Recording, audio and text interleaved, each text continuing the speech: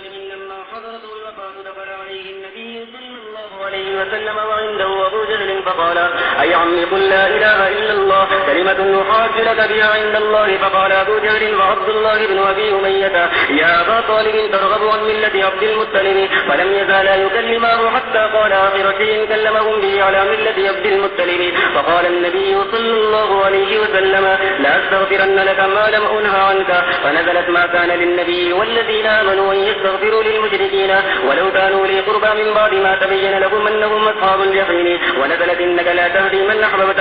وبه قال حدثنا عبد الله بن يوسف قال حدثنا الليث قال حدثنا ابن الهادي عن عبد الله بن خباب عن أبي سعيد الخدري رضي الله تعالى عنه وعنهم أنه سمع النبي صلى الله عليه وسلم وذكر عنده عمه فقال: لعله تنفعه شفاعتي يوم القيامة فيجعل في زحزاح من نار تبلغ كعبه يغلي منه دماغه. وبه قال حدثنا إبراهيم بن أبي حمزة قال حدثنا ابن أبي حازم والدراوردي عن يزيد بهذا وقال: تغلي منه دماغه. باب حديث الإسراء وقول الله تعالى: سبحان الذي يسرى بعبده ليلا من المسجد الحرام إلى المسجد الأقصى. وبه قال حدثنا يحيى بن بكير قال حدثنا الليث عن عقيل عن ابن شهاب قال حدثني أبو سلمة بن عبد الرحمن قال سمعت جابر بن عبد الله رضي الله تعالى عنه وعنهم أنه سمع رسول الله صلى الله عليه وسلم يقول: لما كذبني قريش قمت في الحجر فدل الله لبيت المقدس فطفقت أخبرهم عن آياته وأنا أنظر إليه. باب المعراج.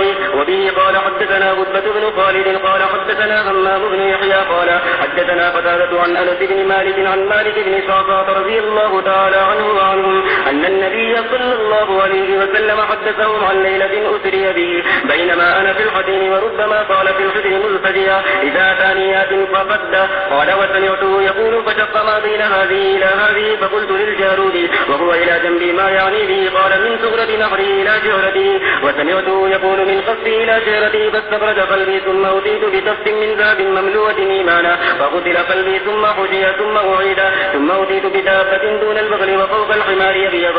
فقال له الجارود: هو البراق يا أبا حمزة؟ قال: أنس: نعم. يضع خطوه عند أقصى طرفه فحملت عليه فانطلق بي جبريل حتى أتى السماء الدنيا فاستفتح فقيل: من هذا؟ قال: جبريل. قيل: ومن معك؟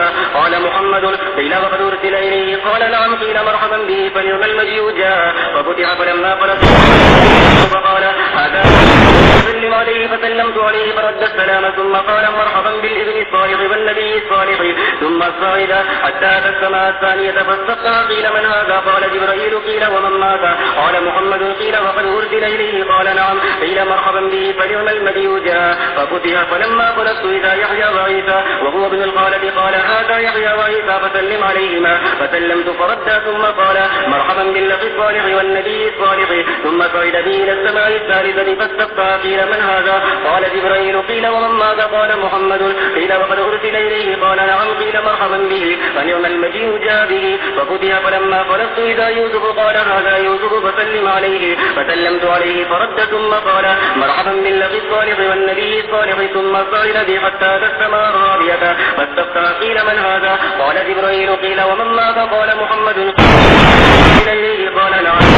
مرحبا به فنعم المجيء جاء. ففتح فلما قلت إلى إدريس قال: هذا إدريس فسلم عليه. فسلمت عليه فرد ثم قال: مرحبا بالأخ الصالح والنبي الصالح. ثم صعد به حتى أتى السماء الخامسة فاستفتح. قيل: من هذا؟ قال: جبريل. قيل: ومن معك؟ قال: محمد. قيل: وقد أرسل إليه؟ قال: نعم. قيل: مرحبا به فنعم المجيء جاء. فلما قلت فإذا هارون قال: هذا هارون فسلم عليه. فسلمت عليه فرد ثم قال: مرحبا بالأخ